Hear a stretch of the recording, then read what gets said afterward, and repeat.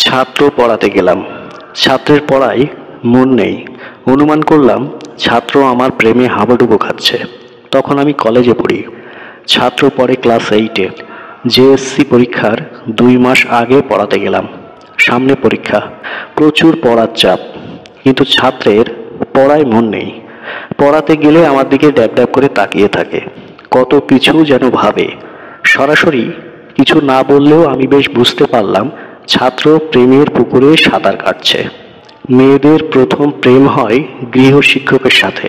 আমার বেলায় দেখছি উল্টা। আমি বুঝে না বোঝার ভান করেই পড়াতে যাই। ছাত্র তো পড়ে না, লিখতে দিলে কলম হাতে নিয়ে বসে থাকে, পড়তে দিলে আমার দিকে হা করে তাকিয়ে থাকে। পাত্তা দেব না করে ওর প্রতি আমার একটা টান চলে আসলো। আমিও ভাবতে থাকি, ছেলে যদি সরাসরি প্রেমের প্রস্তাব দিয়ে বসে তাহলে কি করব। আমি কি না করব না কি প্রেম করব, এত প্রশ্নের উত্তর মেলাতে পারছিলাম না। তখনই দেখি প্রিয়াঙ্কা চোপড়া বিয়ে করেছে তার চেয়ে 10 বছরের ছোট ছেলেকে। মনে একটু আশার সঞ্চয় হলো। প্রথম দিকে সপ্তাহে 3 দিন পড়াতাম। একদিন ছাত্র জানালো আমি যেন প্রতিদিন পড়াতে আসি। ওর এত আগ্রহ দেখে আমিও প্রতিদিন পড়ানো শুরু করি। এত প্রেম, ভাবা যায়। কিন্তু প্রেমের প্রস্তাব দিতে এত দেরি করছে। ওর বই হাতে নিলে পুরোটা ওলটপালট করে দেখতাম, ভেতরে কোনো চিরকুট দিল নাকি।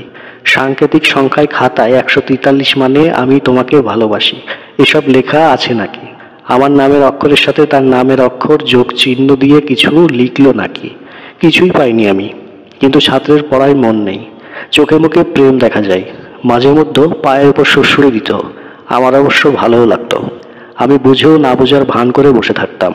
এক্ষেত্রে গৃহশিক্ষকেরা কি করেন এটা তো আমার জানা নেই। আমার ভীষণ ইচ্ছা করতো একবার পায়ের উপর পা রাখি। যেহেতু ছাত্র সরাসরি কিছু বলেনি, তাই এতটা বাড়াবাড়ি করিনি।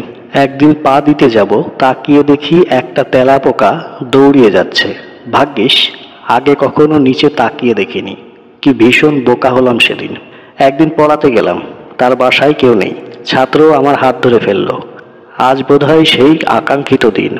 আজ তবে বলেই ফেলবে, বলবে ভালো কথা, তাই বলে সরাসরি হাত ধরে ফেলবে। আমার ভীষণ লজ্জা লজ্জা লাগছিল। ছাত্রের চোখে মুখে প্রেম, উপচে পড়া প্রেম। আমার হাত ধরে সে বলল, ম্যাডাম আপনার ফোনটা একটু দেবেন, আমার গার্লফ্রেন্ডকে একটু মেসেজ করব। বাবা আমার ফোন নিয়ে গেছে, প্লিজ ম্যাডাম কথাটা রাখেন, আপনার হাতে ধরছি, আপনি বললে পায়েও ধরতে পারি, একটু ফোনটা দেন না প্লিজ। প্রেমের রহস্য উদ্ঘাটন হলো। তার গার্লফ্রেন্ড ক্লাস 7-এ পড়ে। দুইজনে একই স্কুলে পড়ে। সামনে পরীক্ষা, তাই ছাত্রের কাছে ফোন নেই। ওদিকে মেয়ের সাথে যোগাযোগ করতে পারছিল না, তাই তার লেখাপড়াতেও মন ছিল না। প্রথম 15 দিন সে আমাকে ভালো করে পর্যবেক্ষণ করার পর তার মনে হয়েছে আমাকে বিশ্বাস করা যায়। তাই সে আমার দিকে ওইভাবে ড্যাব ড্যাব করে তাকিয়ে থাকতো। প্রতিদিন যেন মেসেজ দিতে পারে, তাই আমাকে প্রতিদিন পড়াতে বলেছিল। ছাত্রের গার্লফ্রেন্ডেরও নিজের ফোন নেই। সে তার গৃহশিক্ষকের ফোন থেকে আমার ফোনে মেসেজ দেয়। দুইজনে সময় মিলিয়ে প্রাইভেট পড়ার সময় ঠিক করেছে।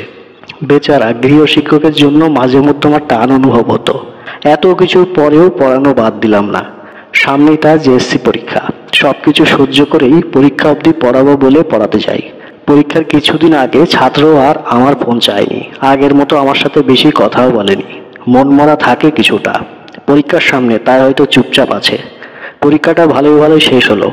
শেষ দিন বেতনের খামটা হাতে নিয়ে চলে আসলাম। ওর বাবা ময়মনসিংহ থেকে চাঁদপুর ট্রান্সফার হয়ে গেল। বেতনের খামের ভেতর একটা চিরকুট পেলাম, তাতে লেখা ছিল, ম্যাডাম আমার গার্লফ্রেন্ড কিছুদিন আগে তার গৃহশিক্ষকের সাথে পালিয়ে গেছে। প্রথম প্রথম খুব কষ্ট পাচ্ছিলাম। প্রথম প্রেম তো ভোলা যায় না। পরীক্ষা ভালো হয়েছে, আপনি ভালো পড়ান, আর আপনি দেখতে খুব সুন্দর। বয়সে ছোট হলে আপনার সাথে প্রেম করতাম। ছাত্রীর সাথে গৃহশিক্ষকেরই প্রেম হবে স্বাভাবিক, এটাই ঠিক গল্প। কিন্তু মেয়েটা একটা মুরাদ টাকলার সাথে ভেগে গেল, ভেবে খুব আফসোস হলো। সেই স্যার মাঝে মধ্যে আমাকেও মেসেজ লিখতো, আমার প্রেম আসে স্বর্গ থেকে, না দেখেই তোমাকে ভালোবাসি, তবু তুমি বুঝো না কেন, আই লাভ ইউ। আমি আসলেই বুঝিনি বলেই তার সাথে প্রেম করিনি। ভার্সিটি বন্ধ, বাড়িতে আছি।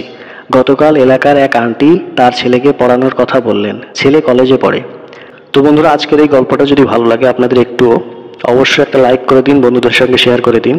আর এরকম গল্প পেতে হলে চ্যানেলটিকে সাবস্ক্রাইব করে বেল বাটন প্রেস করে রাখুন, যাতে করে আমার লেটেস্ট ভিডিওগুলো সবার আগে আপনার মোবাইল স্ক্রিনে পৌঁছে যায়। তো আজ এই পর্যন্তই। ভালো থাকবেন, সুস্থ থাকবেন। ধন্যবাদ সবাইকে।